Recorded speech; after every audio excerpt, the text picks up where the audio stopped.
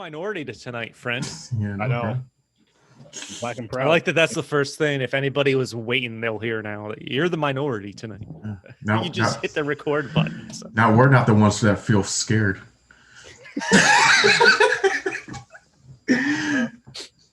That's for real. Turning up into the fucking car.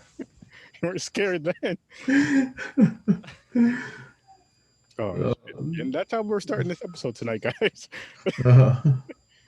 That's nothing new, right? What would we be without a little, wildness with our vernacular, our verbiage? People. It'll help if I turn the fucking volume down on this, right? Yeah, man. Getting the first part of these streams now is getting all the video links posted. Yeah. That's literally I'm so happy that Chris went live though, like on his end last night with stories from a bar, so he sees the stuff that I have to do to like get ready. You're not like pulling things up, and just think if you had to also do the wheel, and I'm not saying you couldn't manage it, but you also have to think I'm intoxicated. I'm intoxicated right now a little bit. No, yeah. I'm saying like doing that high and drunk, or a nice buzz at least for me, and then you got that, and then you got Well, I mean, if you disappear again, we might be in that situation. The Batman. I was gonna say the Batman and Robin episode. You know what, guys? I need credit because even if you guys had to tell me, I still managed to stop and save that episode and all that. I managed to get that part done to save it for that night, so the next day or whenever I edited it. So that's true. That's because looking at that episode, the Batman and Robin episode, people, if you see how I am by about hour and a half in, hour and 45 in, something like that, and it like I start here, all right, let's say I start up here, and then it's just like a slow decline. You said, and then there's a spot where it's just like a dip, like it's just like a dip, like oh shit, how the fuck is he staying? You can gradually see the alcohol take you over. Yes, like I think I was basically wearing I wear the burgundy hoodie, a hat. The next thing you know, I come up here with like a light blue T-shirt. Yeah, I was just oh man, funny. It wasn't fun. It definitely wasn't fun. Like it was fun drinking it. It was fun making the drink. It was fun drinking the drink. But once it really hit me, it wasn't fun because like in my mind, I was like, I don't want to be this fucking drunk. I was like, it's not fun like that. And then two, when I'm doing it, when I'm making it, I didn't think it was going to be as strong as it was. And like I said before, you know how some nights you're just having some drinks, you're not really feeling them, so you make them strong, you keep pounding them. The next thing you know, snaps you right out of here. Dude, my girlfriend and I were supposed to go to one of her friends' weddings a few years ago. And for some reason, I was into a mixed drink stage in my life. So I was making mixed drinks. I don't remember what I was drinking the night before, but it was too much. I can tell you that as I was throwing up the next morning. Ooh. So I put on my suit to go to leave, and it's like a fucking hour drive. I remember stopping on the way to the wedding to throw up in a gas station bathroom. And then I remember sitting in the benches in the church there before the ceremony started. And the whole time I'm just thinking, do I have enough time to go vomit before the ceremony starts? And then have you tried to sit through a wedding ceremony hungover, not knowing how long it's going to take? It's a nightmare. Oh, no. I'm glad I didn't. That happened to me again. No, dude, I got super lucky that it was a short ceremony. Let's just say that. Seeing as how you told a drunk story, I think we should all tell one. Let's say that's appropriate. That will not get you. Do not incriminate yourself for something you've done years ago. Drunk stories. It's a good way to start before we talk about Major League. So I got one. I have quite a few, but I have one that Is it the Batman and Robin episode? No, I did that one's on camera. You guys can go see that. I can say one that's not on camera that I can say on camera. I'll just leave it at that. So it was me, my brother Henry, and our friend David at the time. And we were hanging out at Henry's house, which this was just bad, horrible. Not this part, but we were chilling. And I remember my ass was so drunk Like at some point later on, Henry had a rabbit, and I was laying on the floor next to the rat, like the rat was in its cage, talking to the rabbit about how I don't know what the fuck I was talking to it about, but I was having a conversation with a rat. I just hope you weren't trying to pick up the rabbit. Nah, drunk as shit. I think what happened was I was walking. I think I tripped and fell and just decided to just lay there for a little while. I was talking to the rabbit. Anyways, later on, I go home. I'm drunk, right? Go upstairs, knock on the door, and my brother answered the door. He was, yo, he told me what happened. Next thing, he's like, yo, he was like, you had me rolled when you came in this morning. I was like, wow, what happened? What was so funny? He's like, motherfucker. He was like, you knocked on the door. I opened the door. You just stand there like with your eyes barely open, just big ass grin on your face. And he was like, then I just like you walk in the door, and then the couch was like right here in the living room. He's like, you just like went right over the arm of the couch and just laid there, and you were just out. I was like, I was wondering why I woke up out here in the fucking living room. I was gone. So I know you have to have something, James. Oh, I got a few. So let's see. I will go with. Okay, so I was in a bowling league. Yeah, it's just Caucasian stuff. You know, Caucasian sport. I don't know. I'm not gonna lie. Bowling is kind of fun when you go to people. So towards the end of the year, because you pay for the league, and they have this thing at the end of the year banquet thing where you pay like $20 and it's open bar and stuff. Nice. So that's the setup to a good drunk story. Yes, of course. So, but at that time, I was really into Southern Comfort. So we're doing double shots of SoCo and Coke. Oh man! Wait a minute. So, hang on, you're white. So, do you mean cocaine or do you mean Coke the soda? No, SoCo. No, you said Coke. The soda. Oh, the soda. Yeah, friend. it's the soda. I don't deal with that white stuff. I always said I'm too big for that shit. I'll have a heart attack the first time I try it. But so we're talking about this is bad because it's unlimited. You know, open bar is dangerous. So basically, you double fist. I need two, and you walk. Yeah. So we sit at the table, downing them, bowling. Bowling is fun as hell drunk, by the way. Anyways, but that's not the story. So I'm getting to the part where I'm getting drunk. So me, my bowling league, my team, that was me, my friend Dave. Who else was on it? Was your brother there? Friend Chris. No, my brother didn't do the league at first. He joined later on when I wasn't on the team. He doesn't like you that much. Yeah, he didn't want to be on my team. He said the love thing will get in the way. We don't want to end it. But so through the night, we're getting trashed. So then we're going to the bar. We're doing the bartender felt special because they found out other bars are doing those Jolly Rancher shots. So this is a bowling alley bar. So they're like, usually it's beer and common drinks, mixed drinks. But they're like, oh, we're doing these new Jolly Ranchers. I'm like, okay. So we're taking shots of those. So we're lit up. So we used to go outside for air because we had a couple friends that smoked. And it was Aaron, you know, he was out here, so we don't have to worry about it. Altamont Ave, it's Town Bowl. You know what I'm talking about? Yeah. So cars are coming by. It's really busy. And my friends are out there. They're all goofing around. And I go in, and the main person who runs the bowling thing, she's like one of the main team person. She was like, what the hell are you guys doing out there? And she's trash too. And we're like, oh, you know, we're just joking around. We're like, oh, we're out there mooning Altamont Ave and everything. She's like, you will not. I was like, oh, yeah. Went out there. Mooned the whole Altamont Ave. Cars beeping and everything. Then I came and I said, I did. She's laughing. She says, oh, my God, I can't believe you did that. And I was like, I don't care. I'll moon anytime. She's like, no, you won't. I turned around. Mooned her right there inside the building. Yo, I was trashed. I don't even know how I got home. I think we went to a bar after. Appropriate. So, yeah. Hey, what are you gonna do? That's what happens when you have open bar. Yep. And I think my worst story, I won't tell the whole thing, but it did involve throwing up in a cat box and waking up without pants. I pissed in a cat box. Okay. That was a New Year's Eve story.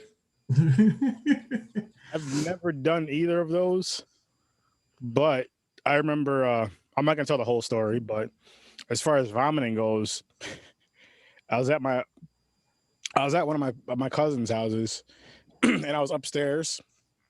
So I come downstairs because I had to throw up.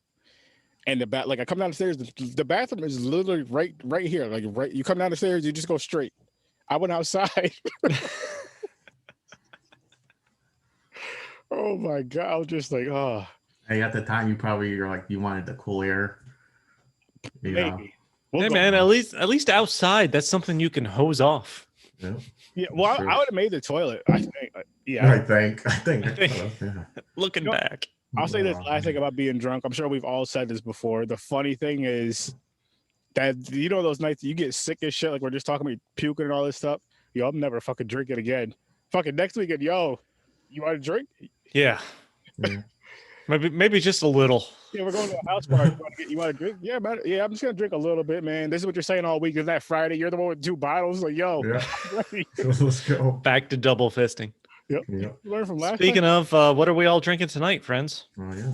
Well, I have 3 drinks tonight. Holy shit! I took a shot of bourbon before this episode, and but anyways, 3 Jack Daniels drinks. I'll show them one by one as I drink them. I am starting out with, it's called Down Home Punch. It's only 4.8% alcohol, but it's decent, and you guys know what I do. The green tea, I have that before every episode. That's what I'll call it. The green God's lettuce. Yeah. Down Home Punch. All right. Never had it, but I will say that these Jack Daniels drinks are delicious. Not a sponsor, but can be. And look, it almost matches my hoodie. Hear that, Jack Daniels? We'll take it. We can be bought, and the price is very low. Yeah. Honestly, I won't say honestly. We'll take money too, though. But if you want to supply the alcohol and you want us to rate your alcohol, I mean, what better way? Exactly. Yeah. And we'll be drinking them out of, guess what? These pint glasses. And I'll say this too. If you are someone who makes these type of glasses and would like to sponsor an episode, hooking us up 4 glasses, and, we'll shout your show out, your store out. Boom. Just saying. We just want popcorn and pints. But, yes, that's what I'm drinking, guys. Nice. I went on an early beer run this morning as I ran out last night, recorded one of my podcasts and watching the movie. So I hit a Westmere Beverage in Albany today. I stopped at, and I picked up and Colony Beverage, which is also in Colony, almost Albany. Mm-hmm. Artisanal Brew Works. She's Turt with tangerine and guava mixed in. So it's a sour beer with tangerine and guava. The artwork on the label is, I think it's one of the coolest labels out there that I've seen. Yeah, Artisanal Brew Works up in Saratoga, Wilton, New York. Nice. And it's a sour, which I don't drink a lot of, and it's got just enough sour to know that it's there. Mm-hmm. and it doesn't overdo it. There's some sours out there that I drink and I can barely get through one, even though they're still good. And I'm like, I can't drink another one of these right after. I can't drink more than one of these for sure. Mm-hmm. But this is fucking delicious. With the tangerine and the guava, it makes a nice mix. It's a very subtle sour. Nice. Like I said, just enough to know it's there, and it's delightful. So shout out to Artisanal Brew Works. Colony Beverage, I picked this one up at, and I picked up some more of their stuff at Westmere Beverage in Albany. So lots of places to shout out. Lots of places to holler at your boys too. This is of course in my popcorn and pints pint glass. Oh yeah. All right, so I still got my Screwball peanut butter whiskey here, and of course I bought pre-made mocha iced coffee. So I got like a peanut butter chocolate thing going on here. You're going for a hyper drunk. Hell yeah. And popcorn and pints glass, of course. Yes, and cheers, gentlemen. Cheers. And here's to Ibrahim, who couldn't be with us tonight. We're operating as a 3-piece. Cheers, which everything is good. He's good, people. He's good. Just stuff came up, and he had to miss the episode. Black people things. You guys wouldn't understand, or you might. Aaron's back in the minority tonight. Yeah. Which means I got to be extra tonight, guys. Yeah, Aaron's got to be extra black. James and I are feeling safe again, so we're all good. We're feeling safe. I didn't have to always tell my wife, like, don't worry about me. I'll definitely be home. I am home. That made no sense, right? Or am I? I might be locked up in Aaron's basement. All right, Major League, fellas. What do you? Major Let's League. before we get into it, right off the bat, initial ranking for you guys. Dun, dun, dun, dun, dun. 9. 9. 9 balls. Pennants or 9 pennants. Let's do pennants. yeah, why not? I don't know. That's what they're going for, right? Yeah, they were going for the pennant. I say 9. It's a classic. 9 Jabbo dolls. Oh, Yeah. Jabu. Jabu. 9 Jabus. Yeah, there you go. What's he name his bat? Isn't it Black Mamba? Or wait, is that? Did he? I don't remember. Did he name the bat? Or is that part 2? I think That might be part 2 then. Yeah, I think he names the bat. I don't think. Yeah, he didn't name the bat in part 1. He put like the golf club cozy on it to keep it warm. There's a Serrano. lot of I mean, Serrano's one of my favorite characters. Yeah, He's really understated in this. Yeah. But he was one of my favorite characters in it. Mine too. I like this shit, especially he's going against the dude who's really religious. But yeah, he's just look the shit he did, knock off the sprinklers and everything. But there's a lot of things you can do. You can do how many wild things? How many? There's so many. Jabu's good because I think that's just looking up research on this. In the baseball community, this movie just stands out as an icon. Mm-hmm. And reading about just the number of teams that refer to like their own Jabus, their spiritual presence that's with the team. So I think Jabus, 9 Jabus for James. Aaron. First I want to say you can buy one of those Jabu dolls online. I was looking it up just so I was trying to find a picture of it, and I was like, oh shit. I saved it just in case. It was like it's creepy looking. $50. Yes. What's scary looking? It was our 30. There you go. But I'm gonna give this 9 Jabu dolls as well. Jabus, voodoo Jabus. I haven't seen this movie in years, probably since my childhood, maybe mid-teens or whatever. And I forgot how fun it was and how funny it was. And just like this, just the 80s, the 80s, man. The 80s is just ridiculously funny. Cheesy movie. It's very, very predictable, but it's a 9 for me. I had a great time. You know what? All 3 of us are on the same page. I was thinking all day what I want to give this. Yeah, I was too. I finally settled on 9. Yeah. 80s wise, I mean, it was an 89 movie, 1989. So we're talking very late 80s, almost 90s. Yeah. But yeah, it follows that underdog formula that you would expect to see in a sports movie like this. But even then, I thought it still had the suspense in the final game where, they're playing against the Yankees for the divisional title. Yeah. I'm like, I'm getting goosebumps watching this again. I haven't seen this in so long. Yeah. I'm like, the suspense really built, and it built quickly for, a comedy. Here's a question for you guys. Do you guys get that adrenaline rush when, like at the end, the song plays? It's like wrestling, like you're watching a wrestling event. Yeah. When Wild Ball comes out. When Charlie Sheen comes out to Wild Thing. Yeah, man. It's like the audience goes crazy. You're like, oh, yeah, it's coming, but you're like, yeah. I'm like, I haven't seen this in so long. I kind of felt those goosebumps again. Yeah, I'm like, I'm into it. I forgot, and it took me a half hour into this again before I realized, holy shit, this was a rated R movie. Like, I had totally forgotten about that. I did not. Honestly, I would have never thought I didn't look at that. I thought PG-13 automatic. No, because I mean they started swearing a lot. I'm like, holy, that's right. True. I paused it to check the rating. I'm like, I totally forgot this was rated R. Oh shit! And I also thought for some reason Charlie Sheen didn't have as much dialogue as I thought he would have either. Yeah. He wasn't that. Was he that famous then though? No. None of them really were, right? This was. So this movie goes down as a movie that has a lot of not big names at the Wesley time, Snipes was one of them. This movie has a lot of people that went on to be big names, like Charlie Sheen, Wesley Snipes, Rene Russo. Those are like the 3 big names that came out of this movie. And the Allstate guy. The Allstate, that's fucking right. I forgot about that. David Palmer. There you go. Allstate. Oh, David Palmer, president on 24, and then the Allstate guy. He's in this. Oh man, I totally forgot. Yeah, Holy shit! Which character is he? I knew he was 24.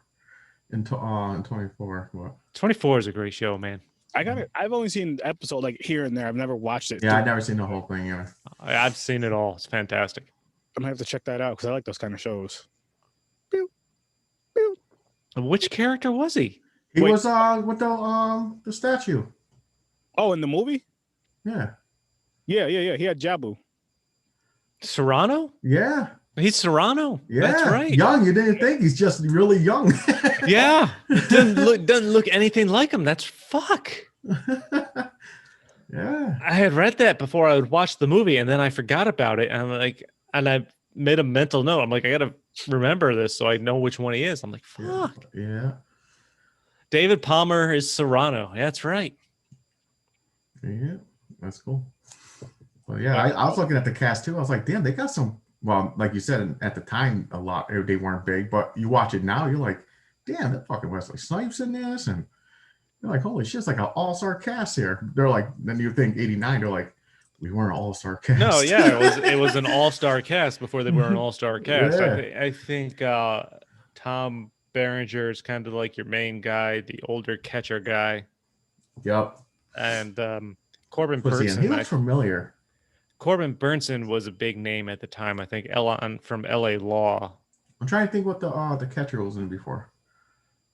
I mean, like now, like after this, like I swear I'd have to look up his IMDb. I don't remember, but I like the name sounds super familiar. It's one of those names you think you know. Yeah. But I mean, I'm not even a big fan of baseball, and this is a movie I remembered enjoying when I was younger, and it was just as great now.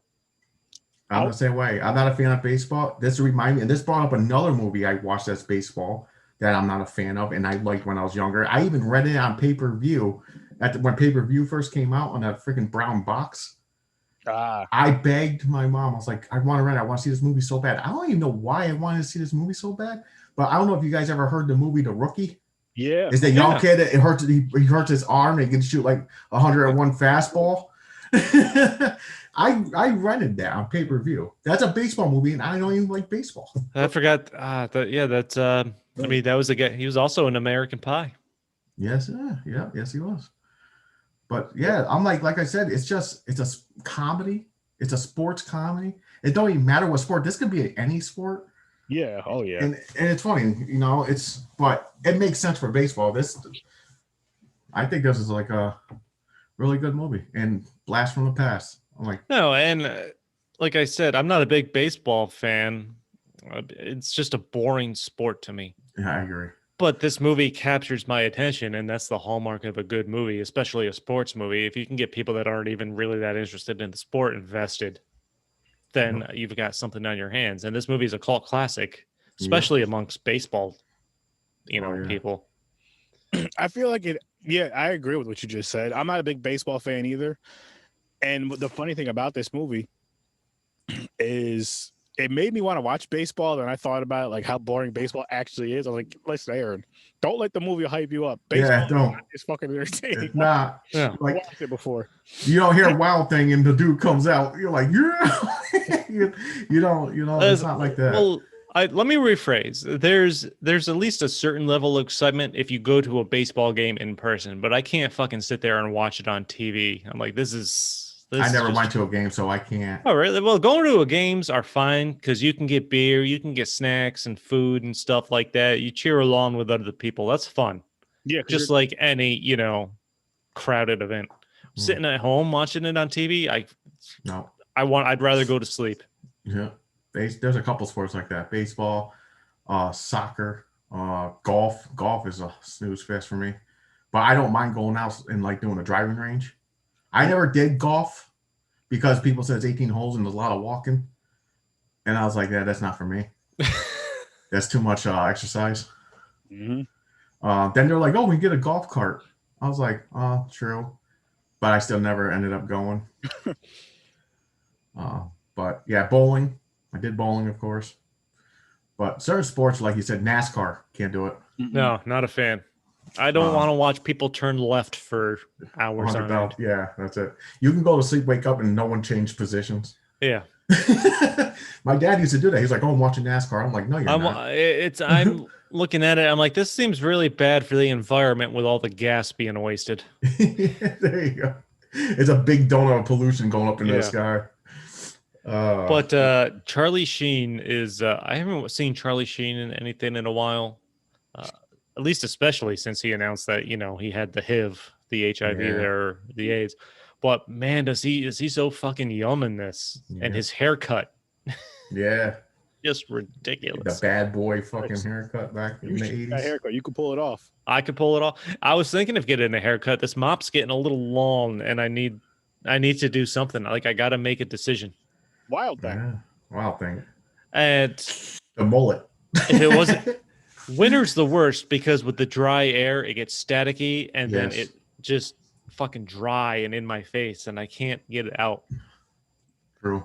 So I may have short hair next week. I don't know. We'll see. But it's not going to be the wild thing cut. No. The last thing I seen Charlie Sheen is, I think it was like 2.5 Men. Yep. Yeah. Same here. I like 2.5 Men. It's I didn't mind too. Yeah, it was funny. He had that, and then he had his own sitcom that was kind of similar to that show. Anger Management on FX he did, which I watched for a little while. I mean, it was okay. I totally forgot about that one. Oh shit, yeah. He's probably an acquired taste, as I would say. Yeah, it wasn't bad. I think I watched a few episodes. It wasn't bad. It wasn't bad. I mean, the first couple seasons weren't bad. I don't know how many they did, but I know like a lot of the cast other than him ended up leaving and then being replaced. And like that was just weird because it was hard to work with Charlie Sheen, I think. Was Heather Locklear in it? She wasn't on that one. That was Spin City. Spin City he did. Spin City was the shit too. I love Spin City was great. It was Michael J. Fox. Started with Michael J. Fox. He left, and Charlie Sheen became the main character. That's right. Damn, I like that show. And Spin City was great. Also, the guy who created Spin City created Scrubs. So Bill Lawrence. Oh, there you go. That's why. There you go. Huge Scrubs fan. So shout out to him. Yeah. And speaking of Scrubs, Janitor is in this movie. The janitor from Scrubs, bringing it full circle right there. This was I put this in the notes. I think this was his first professional acting gig. And you only see him like what, 3 times? No, something like 3 or 4 times. I loved in this movie the scenes where they cut to the random fans just talking shit about the team. Like they're gonna fucking suck this year. They're so shitty. You have the fans speaking in a foreign language. That made me laugh. That one, they're like, hey, they're not that bad this year. And they're like, they're still shitty.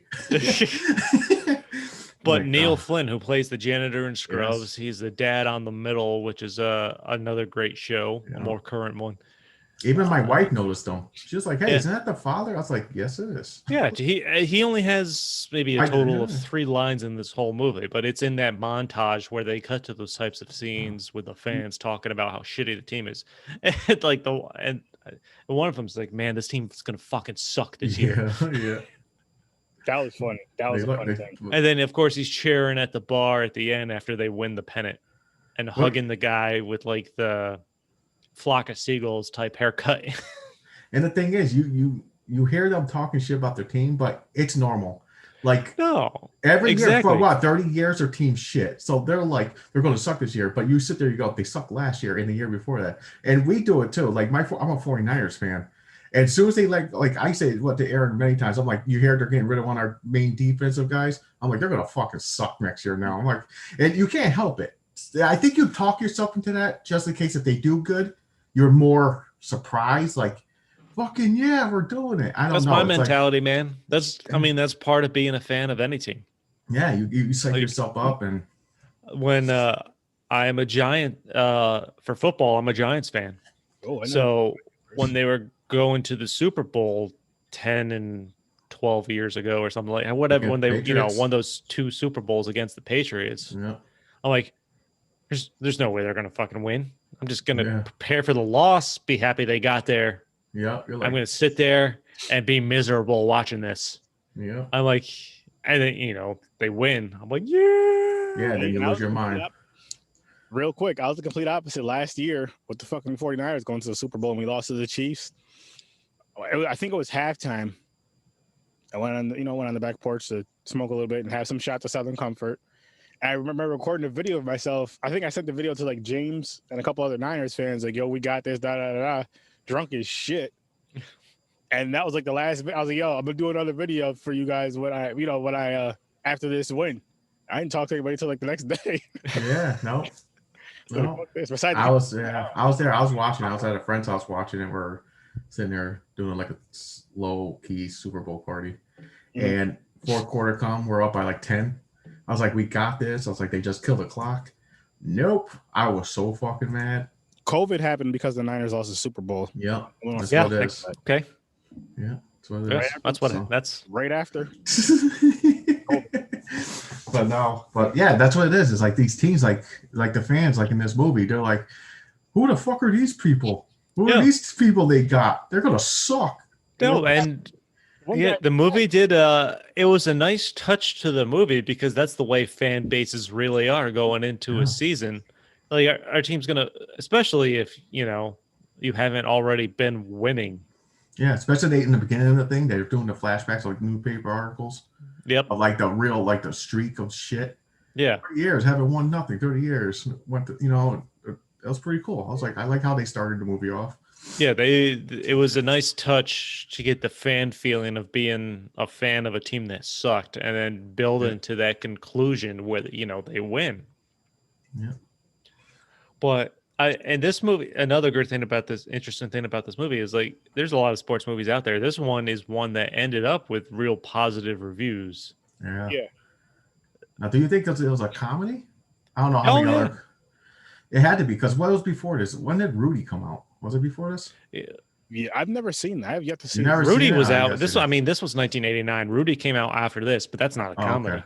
That's not comedy. No, see, that's why I think the comedy helps, gave it a little boost because people love laughing. They're like, oh, they're gonna make a funny movie about. No, dude, baseball. it was a great balance, and you know what? It made me really want to know what the banter is between players, especially like the catcher and when the people come up to bat. Yeah, like the catcher on any professional baseball team's got to have a lot of one-liners ready to try to throw off the batter. Yeah, you don't think that. You think they just sit there quiet, just doing the finger thing. Exactly. And they're like, yo, they gotta be. They gotta be talking shit, man. That's what they gotta do. They gotta mic them up. Like NFL mics up players. They gotta mic up catchers. Maybe I'll watch it just to hear the talk shit. The shit talking all the time. I'm like, oh. Yeah. It would be hilarious. It's needed for baseball. It's needed. You guys need to do something. Oh yeah. And another thing, I would watch golf if it was like Happy Gilmore. That's a fucking part. You throw your club into the audience and shit. It'll make it more interesting. It would be a lot more entertaining. And there's not been a single person that has seen Happy Gilmore and not tried to hit the golf ball the same way he has. Yes, you do the running start. I did it multiple times. I was like, I can do this. I got this. And you just do your fucking little run and swing as hard as you can. I didn't see his newest movie real quick, and then we'll get back to this movie. But Halloween or something? No, it was one of his not his most recent movie, but it was a recent movie. And the one where he was almost actually nominated for an Academy Award or lost. Yeah, I think so. Is that where he like a jeweler, right, with a gambling problem or something? I haven't seen it, but I know the Uncut Gems. Is that what it is? Yeah. Yep. Oh no, I never seen that. I haven't seen that. I was gonna say, for the most part, though, every movie that I've seen him in, because I've never seen Uncut Gems, he's pretty much the same guy for the most part, with a different story. Oh yeah, I don't mind his movies. I don't mind. But, back in the day, I thought Happy Gilmore was like the shit. Billy Madison was the shit. It absolutely was. I mean, those were peak movies in Adam Sandler's career, and those were in the 90s. So everything from basically 2000 on that he's done, and that is like, what the fuck? Yeah. Well, he's stuck. He's stuck in a contract with Netflix. He has to pump out like 20 movies in like a certain amount of years or some shit. Well, I mean, like he did. What was the movie? He did Big Daddy, where he was funny in that. That wasn't with Netflix. He's stuck now with Netflix. I'm saying that's why you're seeing like a lot of his, all the shit that's like Netflix only. Does no movie theaters. Stand up? No, I don't think so. But he's got a stand-up special on Netflix that's actually really highly rated. Is it the really old one? The one with the No, piece of no, shit car? it's called 100% Fresh, and it's only Oh. within the last 2 years. Oh, I maybe? didn't know that. Oh, Yeah. shit. Yeah, Alright. I mean, that was a bread and butter of his for Adam Sandler for a while, were comedy albums and stand-up Yeah. stuff. I own the one with the first Hanukkah song, Piece of Shit Car. That's Oh on that. yeah, that was great. Yeah, that album, I had it. I loved it. But anyways, no, Adam Sandler's not in this movie. I don't know how we got to Adam No, Sandler. yeah, it's true. So back to Major League, Yes. and I remember as I was prepping for the show, putting notes together and stuff, I did not know there was an alternate ending. Oh, I did not know either. I read that today. I was like, Yeah. Yeah. So this movie ends. Well, of course, the plot of this movie is the owner of the team dies. His stripper wife takes over, wants to tank the team so she can move it to Miami, basically for benefits to herself, Yep. and live the Miami lifestyle. So they bring in the worst players they can find, or what they think will be the worst players, so the team finishes in last, and she can move the team, easy breezy, things like that. Obviously, of course, the team finds out, and they get better and better as the movie goes along, and they end up winning a pennant for the first time in 30 plus years. They do And the they don't cutout board. Every game they win, they remove a piece of Yep. clothing. Yeah, once they find, I love the cutout board. That's great Yeah. that the manager brings that Yeah. in. And the manager with the mustache, the older guy, it just sounds like Kermit the Frog to me. Like, I can see that. he's, that really scratchy, smoky type voice. Yeah. I did love the cardboard cutout of the female owner. Like, every time they win, they take off a piece of the clothing. I liked his answer to the when she came in to the team, and they're all naked, they're all running and hiding. He's just sitting there naked, old. He's like, I'm too old to be digging through lockers. Yeah, he's like, so off with Sarah, you talk to me like this, I don't give a fuck. So, this movie ends with them beating the Yankees, who have kicked their ass through the season. Mm-hmm. Yeah, just through the normal season, and the Cleveland Indians beat the Yankees to get the division title. That's how the movie ends.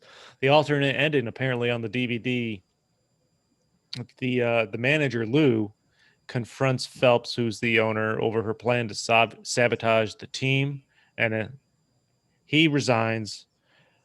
Phelps, the female owner, then reveals she threatened to move the team to Miami was merely a ruse to motivate them. And the Indians were on the verge of bankruptcy, which that wasn't even a plot point in this movie. Not at all. About them being in bankruptcy. But, I mean, I suppose you could gather that because they do comments on, like, the low attendance of the team and how bad they suck in general. But, I mean, I don't even think the word bankruptcy was used at any point. Not at all. But as Cleveland was on the verge of bankruptcy when she inherited them and couldn't afford to hire star players, maintain standard amenities and things like that, which is weird because it sounds like they had those, and then she purposely took those away throughout the movie to depress the team. Yeah, because she was trying to fuck them over so that they could be terrible and be the worst and move to Miami, but it backfired. I mean, with the alternate ending, it worked out for her, but with the real ending, it backfired on her because she wanted to move to Miami, move the team to Miami, probably get plowed out by a bunch of people in Miami. I imagine that was the goal. Yeah. But then, of course, she tells Lou, the manager, she felt he was it's like she has a change of heart in the alternate ending, apparently, and tells Lou, the manager, she felt he was the right manager to bring the ragtag group together. And then Lou doesn't resign, but she reasserts her authority by saying that if he shares any of that info with any of the team, she'll fire him. Like, that's kind of a stupid ending. it is. I'm glad they didn't go with that one. No, that sounds awful. Now, you think that the movie will still be as good if they had that? Like, people would be talking about, like, or would it have ruined it? Like, I think I would have heard it. I think it would. People would still watch it or whatever. I don't think it would be the classic that it is. I think it would hurt it because for a movie like this, it's good to have that one character to hate throughout the whole movie. You know what I mean? And you still had her to like hate and not like see her unhappy at the end of the movie and all this shit because the team was winning. And I feel like that other ending would have just, I mean, you never know, but I guess I feel like the other end would have taken a lot away knowing that. Or even if you go to watch the alternate ending, I feel like it just takes away the whole moment of it. And I feel like it contradicts the whole point of the group coming together. And I think the producers said they thought the twist ending worked as a resolution to the plot, but they ended up scrapping it because the test audiences preferred the theatrical version, which we saw, which with Phelps. Phelps as like the villain. Listen to the audience. And but yeah, I think they went the right direction in that. And this alternate ending, I'm glad I haven't seen it. Yeah, me too. I don't even want to know. Like, it don't even sound interesting. I'm like, you might ruin the movie for me. I don't want to see that shit. Another Jack Daniels people. This one is cherry limeade. Never had this one either. Cherry limeade, huh? Actually, sounds pretty good. I'll let you guys know how it is. Those sugary drinks. Listen, I always say this. I love the girly drinks. They taste so freaking good. I do. They're dangerous though. I just don't like because they're so low in alcohol. You have to drink like double the amount. Not if you. And they're loaded with sugar too. I don't get hangovers, but majority of the time when people get hangovers, it's because of the sugars. Oh, it's the sugar. It's because you're dehydrated. Yeah, so I don't mind too. Don't get me wrong. I love those things. I love so good. The character I hate pretty much up until the end is the character of Dorn, like that high-priced ball player that they have that sucks, but he's high-priced.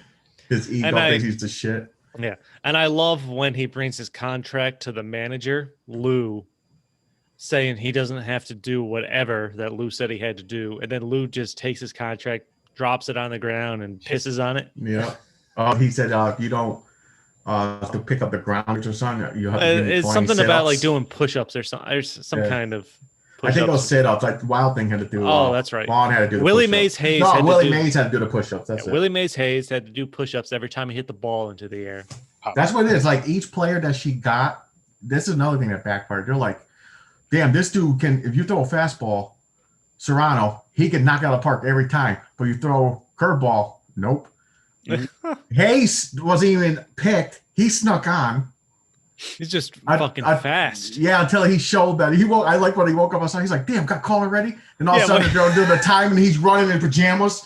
They're like, get him a uniform. That was great. Yeah, when the guards come in the middle of the first night and they take his bunk out to the parking lot when he wakes up. They just looked it up like it just detaches. They're like damn, I've been cut already. And then you see him running in his pajamas for the drill. Yeah. So, yeah, he snuck. Uh-oh. Oh, James is, looks like James is froze. James. Mm-hmm. Well, he was getting ready to say he snuck in. I don't know what he's going to say after that, but we'll see, hopefully. And, and I think a huge part of this movie is the announcer, because the announcer is fucking great. Wasn't he was a retired announcer too from baseball. I don't know if he was retired at the time. He was one of the best things about the movie. I love that he's drinking liquor, just chugging from a bottle of like Jack Daniels in his first scene. Yes. You know what's funny about that is later in the movie, I think it's after they win the pennant at the end. The co-announcer, the other announcer, just grabs the bottle and chugs it. Yeah. Yep. When it's like I don't know if that's when they win or it's like right before the high pressure situation of trying to win the game. He chugs the bottle at one of those points and it's great. And then the main announcer he asks him a question. And the co-announcer is just like, mm-hmm. And he's like, well, it's one of the best announcers in baseball right there. Yeah. Yep. It was funny. James said, kicked out PC, his computer restarted. He's back. Excuses. I'm back. There he is. My computer did a quick restart for some fucking reason. I was like, what the hell is that about? I almost punched it. But I'm back. Hey, nice t-shirt, by the way. Rick and Morty, I like it. Yeah, thank you. I've only seen like 1 or 2 episodes of that. Oh, you got to fall into that rabbit. I got to watch the 4th season, I think. I haven't watched the 4th season. I've seen them all.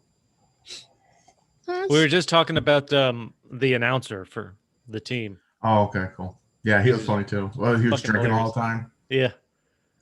Yep. And I mean, towards the beginning, where Charlie Sheen, one of the first scenes where Charlie Sheen is pitching in a game, and excuse me, before he's wearing the glasses and the balls are going all over the place, the announcer, and he throws them way off from the catcher, and the announcer goes just a bit outside. Reading up on the movie, apparently that has become like a huge line In baseball now? in baseball with the teams and stuff like that. Wow. Like where they'll say that, like just a bit outside, and the ball's way the fuck over there. Hey, that's good when they fucking like a movie can do that for you. You pull like a one-liner and you use it for real life, especially in sports. They're like, you know what? The announcer's like, who use this shit? Oh man, Agreed. 100% agreed on that. did anybody else notice Charlie Sheen's earring? Yes. Just dangling there. Yeah. Nice long loose. But that was the style back then, man. If you're that like bad boy rocker, the earrings and shit is like chains and whatever else, like a charm on it, all different types. That's what it was. But styles, man, you gotta have the 80s styles in there. You know, you had to have that one bad boy. It's funny, like when he found him, he was in jail. They're like, the team. It's like, I don't know if I can make it. He's like, and I still don't know how he got out. How did he get out? Did they bite him out? I don't think they ever really touched on that. He just gets dropped off. But I mean, one of the things Charlie Sheen did to prepare for this movie, he actually took steroids to increase his fastball throwing ability. Dedication there. Like he admitted to it. He's like, yeah, I took steroids to prepare for the role. Can't do nothing. He's on nothing like where they test you for steroids. I mean, that's probably one of the on the lower end of things he's taken in his life. Oh, definitely. Yeah. That is true. Him and his tiger blood or whatever the hell he said. It's probably the healthiest thing he's took. Yeah. But he's not the only one, man. You know how many actors, like, I still question that. Like, how can you do, like, for example, Sylvester Stallone. Like, I don't know if you ever see, I think it was Copland. He gained, like, fucking 300 pounds. It was like a fat cop. I think that was the movie. I could be wrong. I think he was a cop. I just don't forgot the name of it. But then, like, the next movie he's out is, like, Rambo or Rocky. And he's, like, six-pack and shit. Like, yo, dude, how you go from, like, 300 pounds shredded? Like, I just don't get it. I'm like, is there a magical pill that celebrities have? Or, oh, no, because they have a trainer and eat right. You're telling me you get shredded? There's no loose skin from the fat? Like, where did it go? It makes no sense. You want an example of that? Have you seen the show It's Always Sunny in Philadelphia? Yeah. Rob McElhenney, one of the creators, who plays Mac. Oh yeah. He's in good shape for a lot of the first few seasons. Then he has a season where he plays Fat Mac, where he gained like 200 pounds. Yeah. Wow. I watched an interview he did with Conan, where he's like, I'd basically have someone get him gallons of ice cream, put it on his desk in the morning, let it melt throughout the day, and then fucking drink it. Jesus. At the end of the day to gain weight. Wow. And then if you've seen him in the more recent seasons, he's shredded. He dropped 200 pounds and he's fucking shredded like you wouldn't believe. And he's like, you can't do it if you don't have the money from a major studio behind you to pay for everything and your diet. Yeah. Like, it's physically impossible. Yeah, I say that too. I'm like, what the fuck happens? I'm like, and it's not even long too. They're like, oh, 3 months. I lost 150 pounds in 3 months. I got a six-pack abs. I can bench press 450 pounds. You're like, what the fuck? And another thing that was funny about his interview is like he's talking about when he, after being Fat Mac, he's going to drop the weight for the show to get into this real buff Mac shape for the show. So the studio hooks him up with a personal trainer. He goes to talk to the personal trainer. He's like, don't tell me what you want to look like, because everyone has the same answer. And Conan's like, well, what were you going to tell him? He's like, Brad Pitt from Fight Club. Like, a personal trainer for guys, apparently, if you ask them what their ideal body image is, if you're taking on a client, it seems to be that Brad Pitt from Fight Club is the ideal answer, and that's not going to fucking happen. Because they can help you with everything below the neck, but above the neck, you're never going to look like fucking Brad Pitt from Fight Club. That's true. That movie's on the wheel. I wonder if that'll be selected next. Hey. Is Fight Club on the wheel? I don't remember everything that's on the wheel. No, you're not supposed to talk about Fight Club. Shh. That's right. We're not supposed to talk about Fight Club. Yeah, it's on the wheel. James put it on there. So back, I think back to Major League. So we're talking about the Cleveland Indians, who will be, not to take a political deep dive, but they'll be changing their team name soon. Yes. And I think that's appropriate. But at least for the concept of this movie, we'll refer to them as that. The Cleveland baseball team. Yeah, something. I'm sure it'll be something like that. But a lot of this movie takes place in Arizona, which at their time, for at least for the Cleveland Indians, their spring training was in Arizona. So, I mean, they followed them. It was realistic in the spring training scenes. I think all the ballpark scenes were actually filmed in Milwaukee at the home of the Brewers at the time. And that was because the Indians, the Cleveland Indians, had the game. Like, it was tough to work around their schedule. Yeah. I mean, not just the Indians, but the Cleveland Browns, because they were sharing a stadium. Oh, yeah. Yeah, that's true. That's true. And so this movie wasn't filmed in Cleveland. I don't hardly any of it. It was just screenshots of Cleveland. Yeah. And then I believe there was a lot of Milwaukee scenes, especially like in the restaurants. Thank you. The restaurants. Yeah. And they made it known that was in Milwaukee. I get just from reading from Chris's notes. They made it known about it being in Milwaukee. Like, they didn't hide any of Milwaukee. Oh, yeah. Oh, yeah. It wasn't promotion, man. Yeah, it wasn't even that they made it known. It's that they were kind of too lazy to disguise it. It sounded like. Yeah.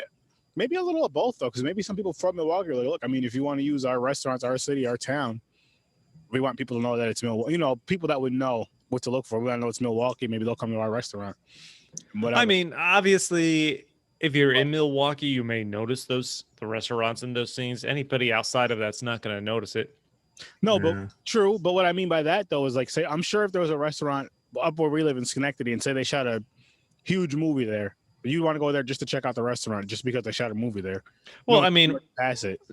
The Place Beyond the Pines with Ryan Gosling and Eva Longoria. Ryan Gosling robbed my bank. I can say that. Yes, he did. In Scotia. Yeah, and a lot. There was a chase scene downtown near in the stockades. And Aaron, you know, I was living in Mount Pleasant at the time. It's like a 3-minute drive.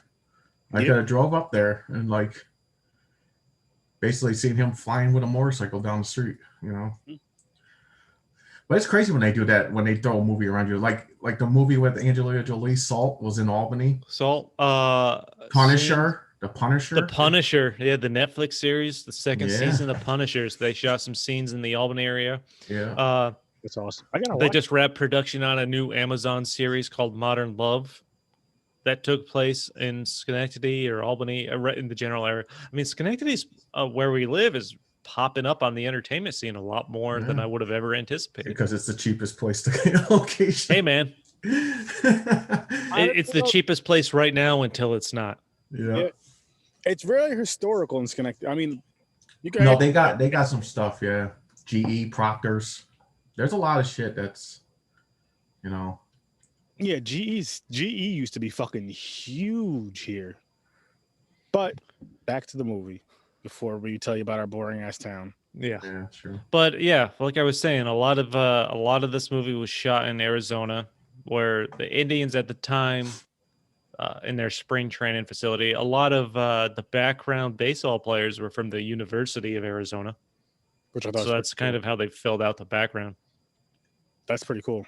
That's really cool, actually. I mean, yeah, that's cool. I mean, you're on a college team and then someone comes in and be like, "Hey, you guys want to be extras in movies? Yeah, hell yeah. We just need to film you at practice." Okay. Okay. Yep. I would. Hell yeah, I'd do that shit right now. Yep. I'll be an asshole though.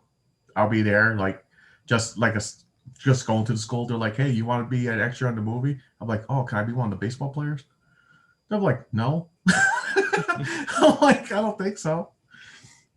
Like, oh, okay. And it's just looking at my notes. We talked about how great the announcer was. Yes. He was the former catcher for the Brewers, a long time at the time. And they even referenced a game that they played against the Brewers in the movie.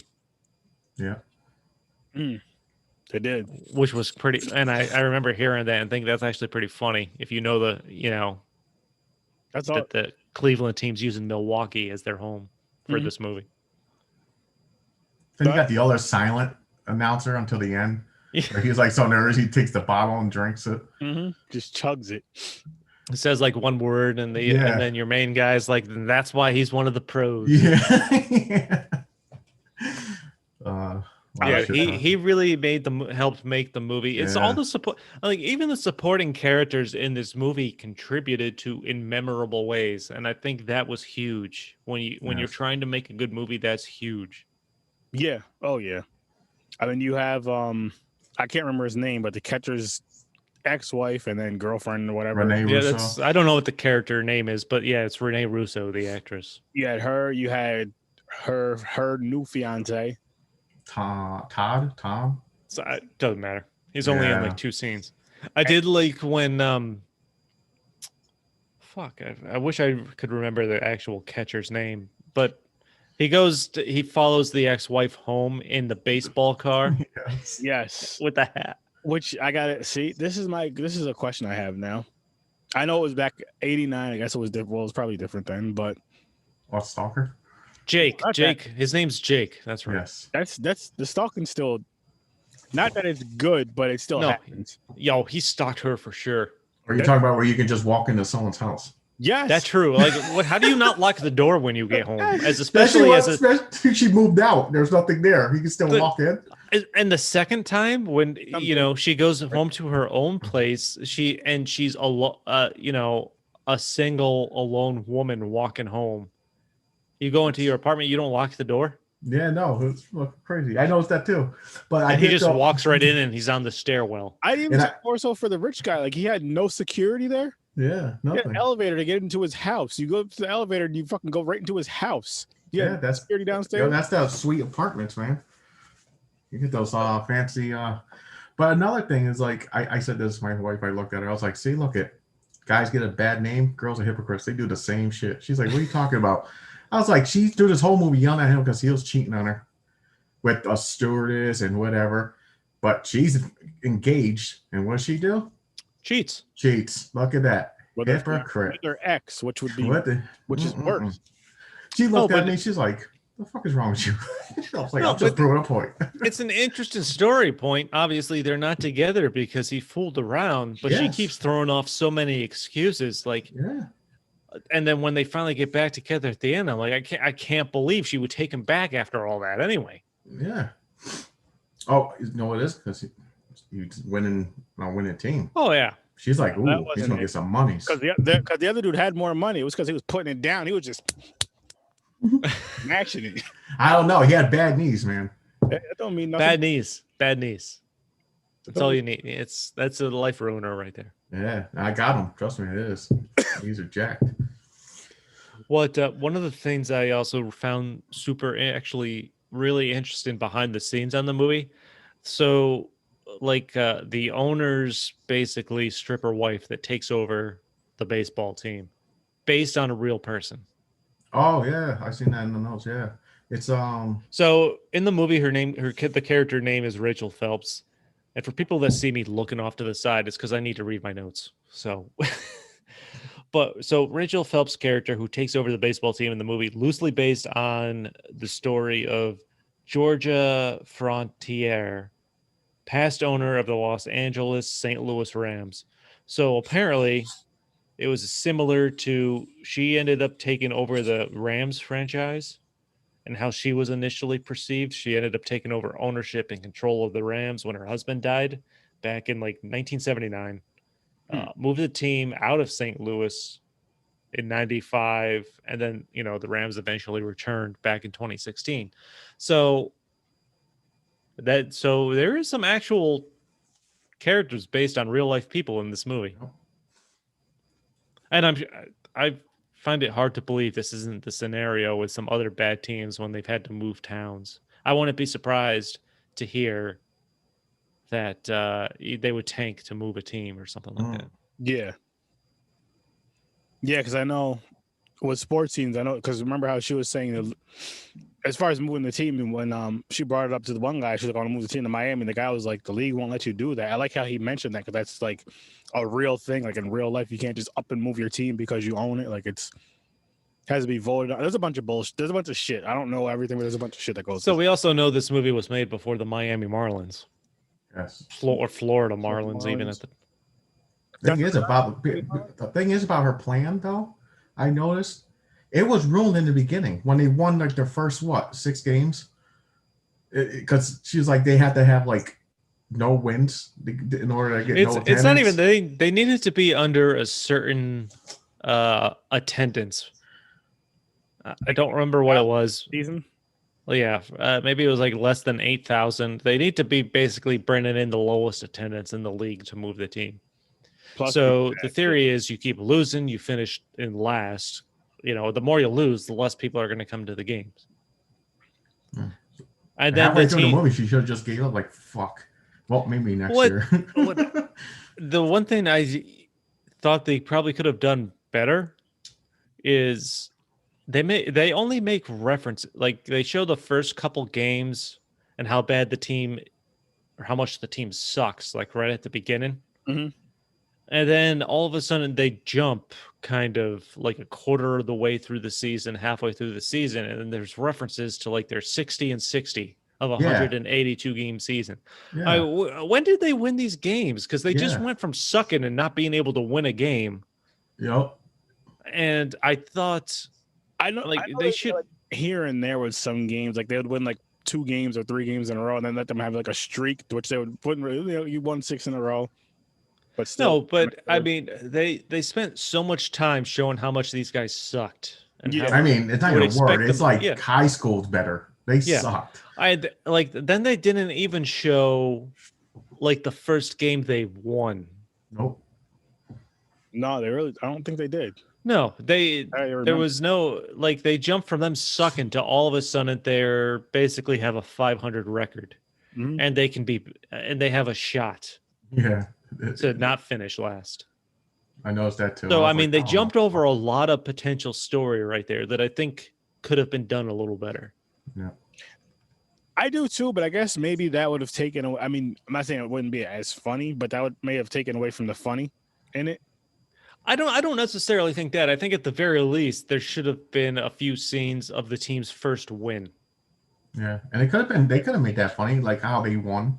Yeah, somehow, I mean, it could have been scenes of them being shocked themselves or something like that. Or I do, you know what I did like about how like when they were doing good, the manager, not the manager, the guy above the manager, I can't think of what it's called, not the owner, but the guy in between, the one next to her all the time. Yeah. It's kind of like the owner's assistant. I don't. Yeah. Like a GM. Something like that. They never really specified that character's role. I think his role is pretty much like a GM as far as like how football goes, and then the manager, pretty much the head coach. That's basically what I got from that. So you have the GM, and he's just like excited when the team wins. He's happy the team's winning, and she's just like, sit down. Yeah, you have to hide it. I was dying. I was like, holy shit.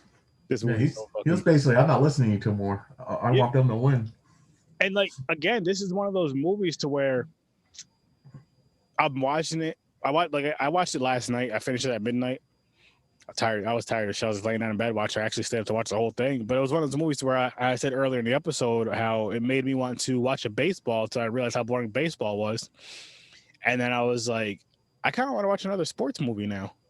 Like I'm in that, you know, because I know a lot of them are very, very similar stories that we were mentioning that earlier about how it's, you know, the team, you pretty much get a bunch of misfits together or whatever the case may be. There's always some sort of issue. And then they end up being a great team. And a lot of times these sports movies are funny. There is some serious ones, like a great ones, like Remember the Titans. That was a great one. Dude, yeah, that was great. And Rudy, I've never seen it, but I heard was good things about it. So I mean, gotta watch that one. Yeah, I know I've seen it just so long ago. I barely remember the story. Yeah. It's basically the small dude who wants to be on the football team. Yeah. He gets on there, then he wins people over, and they're like, "Okay, you can go in, Rudy," and basically plays, and I think he wins the game for him or something. I can't remember that part, but it's a good movie. Yeah, Remember the Titans is one of my favorite. Yeah. If I had to rank sports movies that I've watched, that's right at the top. Yeah, that was the more serious ones. The comedy ones, the only one I could for football as pops to my head.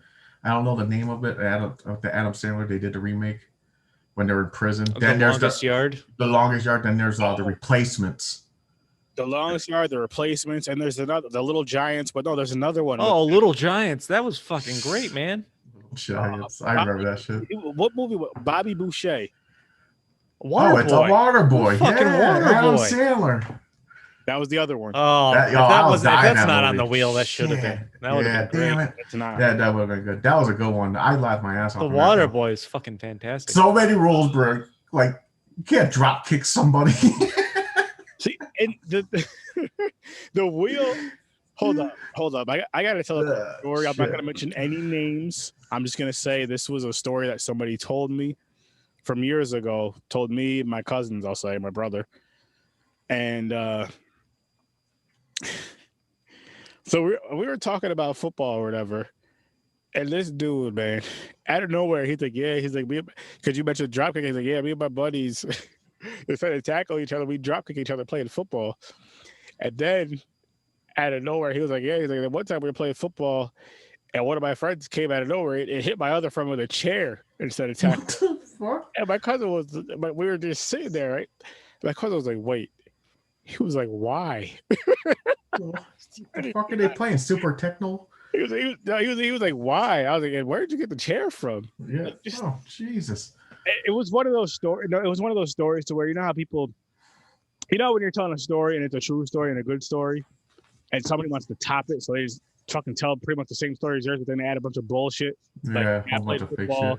You were breaking some tackles. You're telling your boys a story. Yeah, I was playing football. I remember that game where I was breaking some tackles, cut people up, blah, blah, blah, blah, blah, and I lit so-and-so up. Actually, I remember the story that was told. It was a church event. And we were playing tackle football.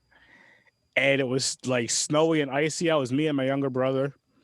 And I think Henry was there too. I forgot. Or maybe my cousin Michael. I forgot. This one I can mention names. And I was running. Like our team threw the ball up and I was running. And a girl caught the ball. And I was just trying to truck whoever caught the ball. Oh, and let's just say in snow, you can't slow. Like you can get going and running. You can't stop. Like you don't just like stop in snow. You slide. And let's just say I slid. It was just like I tried to stop. It was boom. Oh, I didn't lower my shoulder or nothing though, which was probably a good thing. But I was so I apologized like 15. I was like, I'm so sorry. I'm so sorry. I'm so sorry. I'm so sorry. You should have got up and said, "Yeah, take that." There was, I remember when I was a kid, there was a year I played basketball. I was on a basketball team in like a church league or something like that. And like the only memory I have from this is I remember I got the ball. I was running and dribbling towards the hoop. And a guy on the other team was behind me. And I like had accidentally elbowed him in the jaw. Ooh. And they called the foul on the other guy. Oh yeah, because you ran into your elbow. Yeah, you know? he ran into my elbow. I'm like, okay. You did the Charles Barkley. Yeah. Shit. Oh man. By the Yeah. way, cherry limeade is fucking delicious. I have one more beer left after this, or one more Jack Daniels. I'll say. I want to shout out Artisanal Brewers again because this she's turt with Tangerwave is just fucking delicious, man. Like this is great. Great artwork Cool too. fucking can. I know you mentioned it earlier. I think the favorite. Oh yeah, that I seen you show was the UFO one. one of my favorite cans. This badass chick with her Artisanal Brew Works jacket on, and a sword bat cutting the She's fruit like- slices. It looks like she's like the female Negan from Walking Dead. Yeah. Badass can label art. Mm. And can label art's one of my favorite things when it comes to beer too. It has Yeah. nothing to do with the actual quality of the You beer, save but them? there's some badass art out there. It just sticks out. Like you walk Yeah, by, you're like, yeah. oh, what's that? Do you save those, Chris, or do you just throw them out? Oh no, I recycle them. Oh, I still have. I'm not an asshole. I got some shark ones. I kept the four. I'm saying, do you collect them? No, I don't collect any cans. I have 4 here of these shark ones. I would grab them. All the ones he finds, man, he won't have no room for it. That's true. His girlfriend started kicking his ass. Yeah, I don't have room to collect just empty beer cans and the Yeah. artwork on them. I have a couple beer bottles from Molson that I saved because they have the original. I'm a big hockey fan. So Molson Canadian, maybe it was Molson Canadian, released this when they put out a series of beers where the labels were based on the original logos of the original 6 NHL teams. Oh, So nice. I only have like 6 Oh. bottles with the logos of the original 6 NHL teams. Oh, That's like the only empty beer Okay, empty. bottles I keep. Just because Pretty those are cool to look at. On top of just growlers or some empty growlers. I also don't have the room for something like that. Yeah. I figured I'd ask though, because just like all of them are cool art. My favorite one I think was the UFO one you posted. Like, That was a good, single cut. That was a great beer. Single cut. I forgot the type of beer. I'm sure it was some kind of IPA. I forgot what it was called. I'd have to go back and look. But that was some cool artwork with the UFO with the beam of light coming down. Yeah. Mm-hmm. Hey man, if you got, it's easy to. If you got an awesome can label that makes your beer stand out, It really does. It really does. Because that's the ones with the sharks on them. Which you know what? I'll grab one real quick. It could just be a can full of water. You're like, oh, check this out. It wasn't even that far away. nice. Mega bite. Yep. Looks like a great weight on the front. That's why I got them. I don't remember how they tasted. Probably pretty decent. No, that's when it comes to the can art, you're trying to reach the person in the beverage center that can't decide what to drink. So you need an attractive picture to catch their attention. Which brings me back to going to get movies back in the day. We were going to get a VHS movie. I was mainly in the horror section, but the covers, certain covers, just like this cover, Yeah. I want to see this movie. No, I mean, it's it works same with- concept. Same concept. You're walking around when you are walking around Blockbuster or any other local video rental joint in the 90s. World. even adult world these days. Mm-hmm. Yeah, you just Yeah. walk like, oh yeah, I'm gonna get this. Look at this cover. Yeah, How many people especially- base their movie picks off of what they saw on the cover?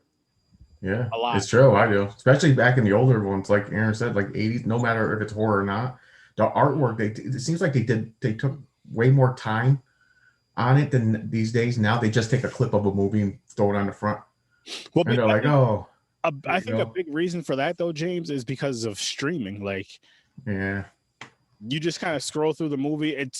And a lot of times, like with Amazon Prime, for example, I know if you sit on the movie for a minute, it'll play the trailer. So you have the streaming plus you have the trail. You know, you're streaming, so you're not really paying attention to the covers as much. Then you have the trailer, so you're not paying. You're like, okay, what movie do I want to watch? Like, there's been times where my wife and I will literally be sitting down for, I'll say, enough time to watch a fucking movie. You're going through trailers. Right? You're just like, you know what?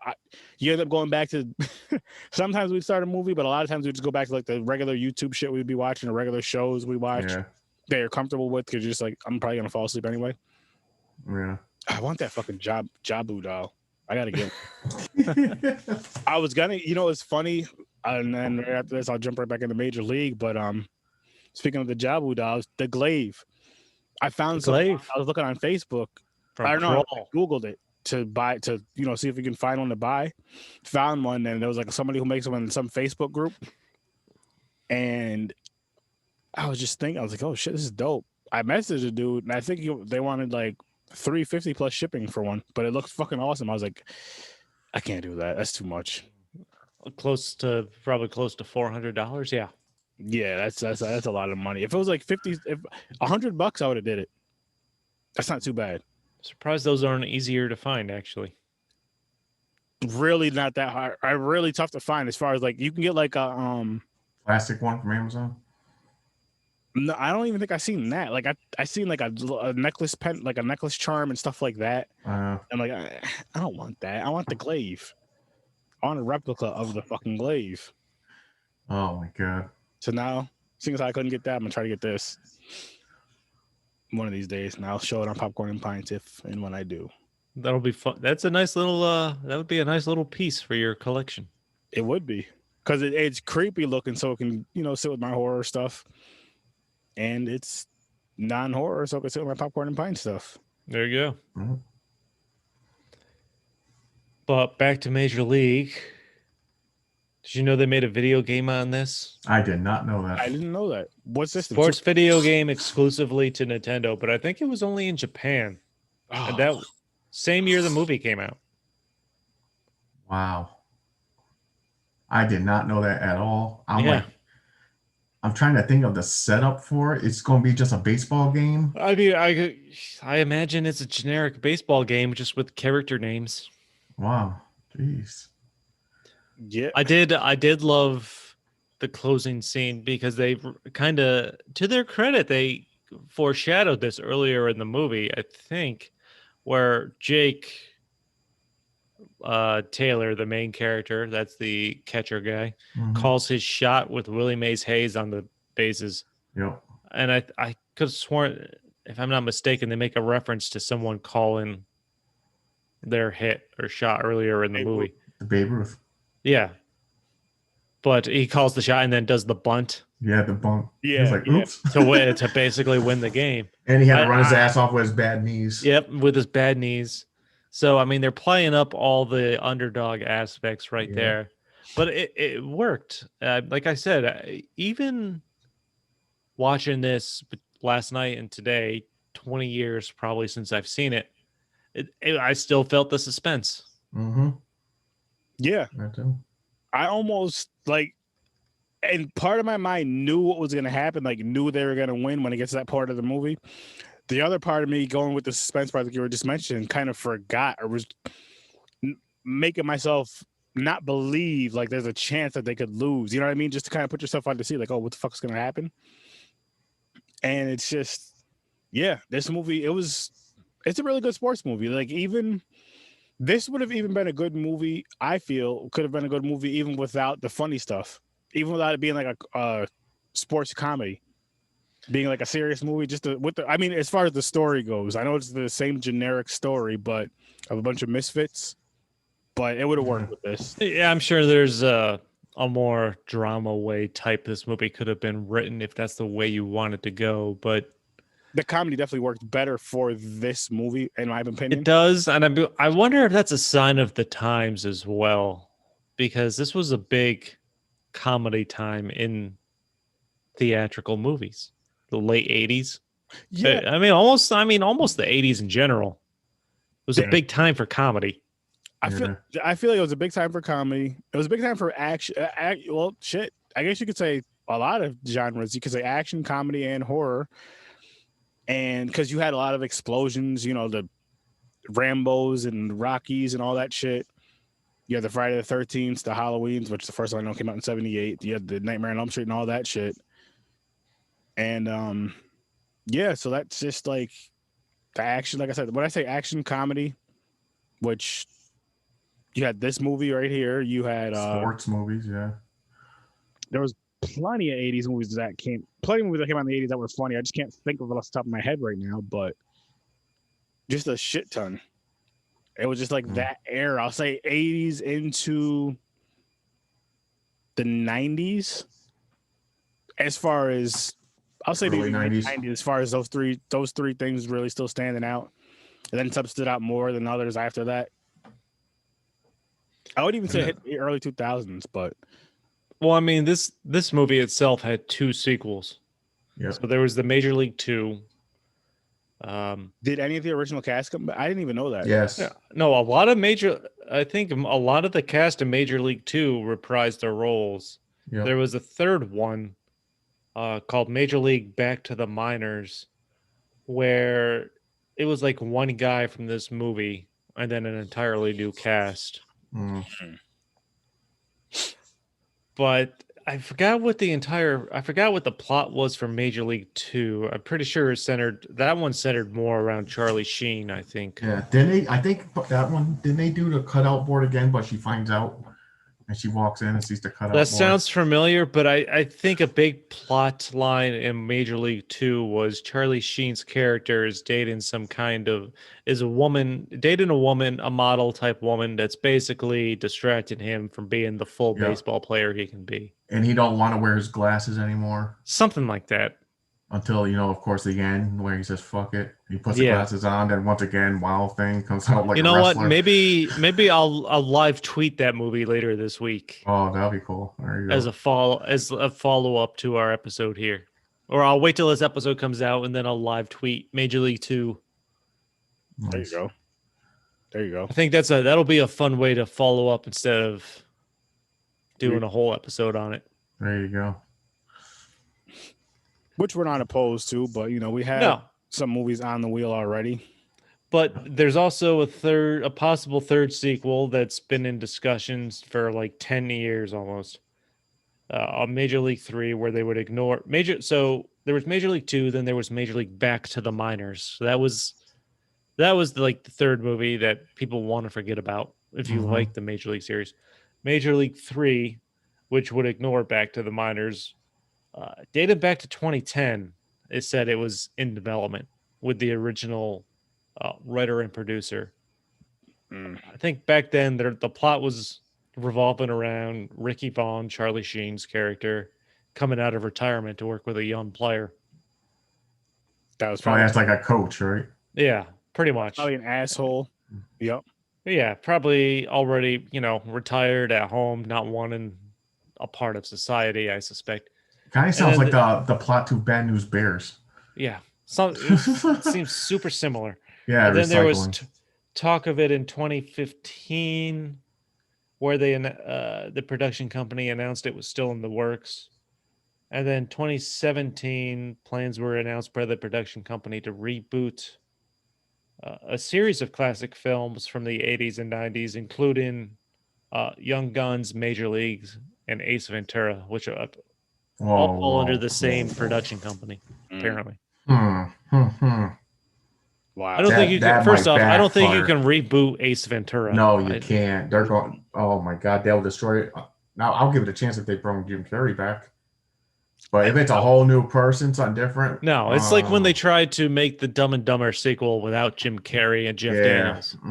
There's certain movies you can't bring back now because of the way times have changed, and certain jokes won't.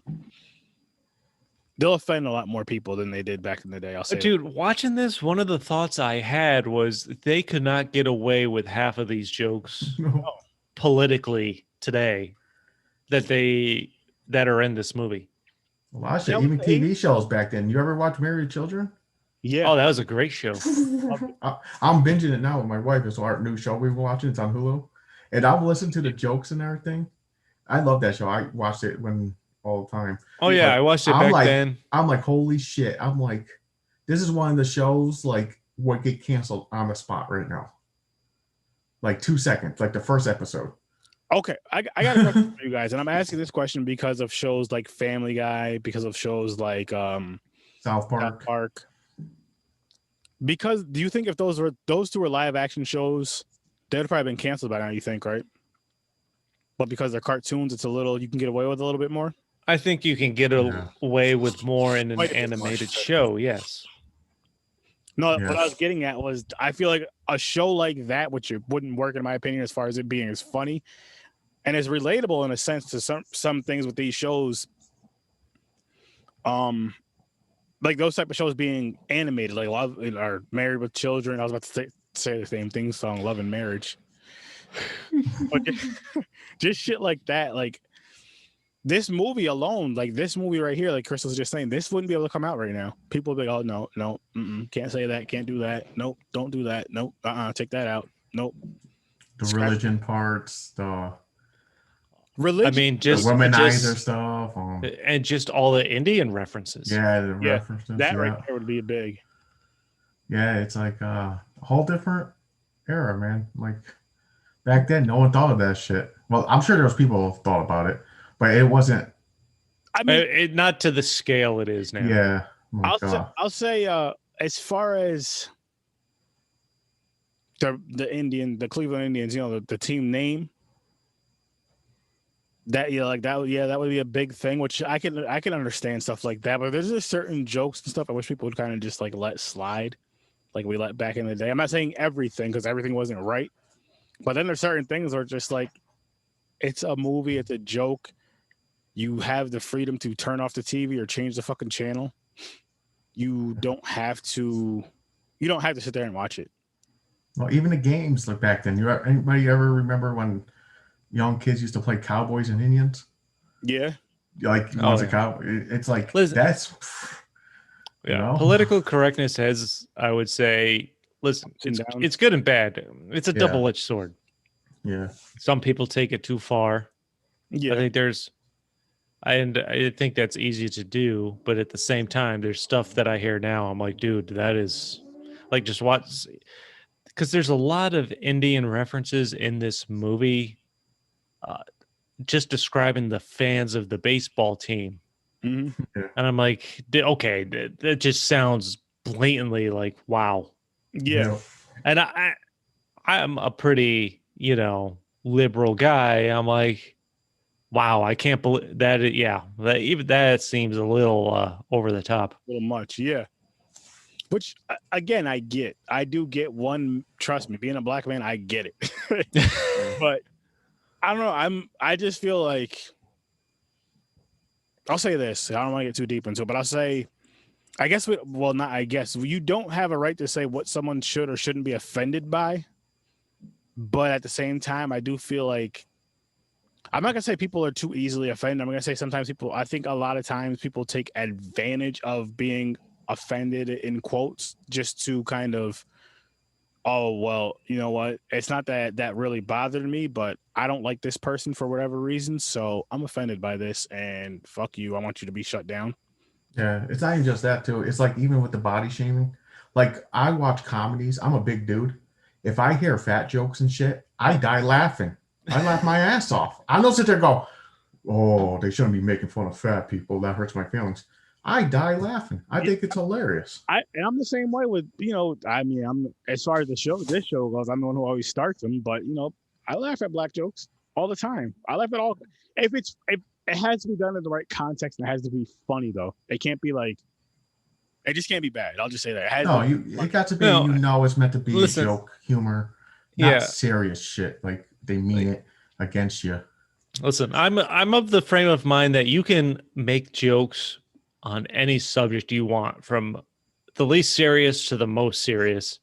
But the more serious the topic, the better your joke better fucking be. Yeah. I'll say this just to put it out there. If you're not a minority trying to tell one of those jokes, I'm not even trying to bring it there, you better knock that shit out the fucking park. Like, seriously. And I'll say this, if you're a male, you better knock that shit out the fucking park. Because again, us being males, we can only say so much. Mm-hmm. But let's get back to this movie before we get too Indeed. Yes, but yeah, the more risque topic, the better your joke better be. Let's just leave it at that. Yes, exactly. Yeah, and here's what I was thinking when I was watching the movie. I meant to say this earlier, back when the manager was pissing on the dude's contract. First thing I popped in my mind was something about R. Kelly. First thing. Well, I was just like, Oh my goodness! Like it would be funny if doing like the the reface app that they have out now, doing the reface app and having R. Kelly's face on that. No. Just for that scene would be hilarious. So so listen, people, when you guys, if and when you do watch this movie, Major League, the part that we discussed earlier, and the part that I'm talking about now, where the manager is peeing on the guy's contract, picture that guy's face. Picture the guy peeing being R. Kelly. It'll make it way funnier, way fucking funnier. Listen, and that was good. That was a good scene, and I already said this, but Serrano was one of my favorite. Yes. I'll say second tier characters, and I loved when Wesley Snipes comes in as Willie Mays Hayes and mentions towards the end that Serrano wants to sacrifice a live chicken for more power. And then they bring in, he's like, all right, let me take care of it. And then they show the catcher giving him, they bring in a bucket of KFC. He's like, here's your whole chicken. Yep. And what was funny, it's funny you mentioned that, because it was when they're in that game, it's a part where they're doing bad in the game. And Willie Mays Hayes was like, which is Wesley Snipes' character, he was like, we should have just got him the live chicken. Because when he's about to strike out again, He had a lot of good spots, Serrano. He had when the dude was doing the prayer. Yep. He's like, all of us are not, he was like, we'll do the prayer, so they're doing it. Then he lights his thing and it goes off, sets off the sprinklers. Like that, he's constantly smoking the cigar. He's lifting weights in his jock strap. Yeah, he's doing curls.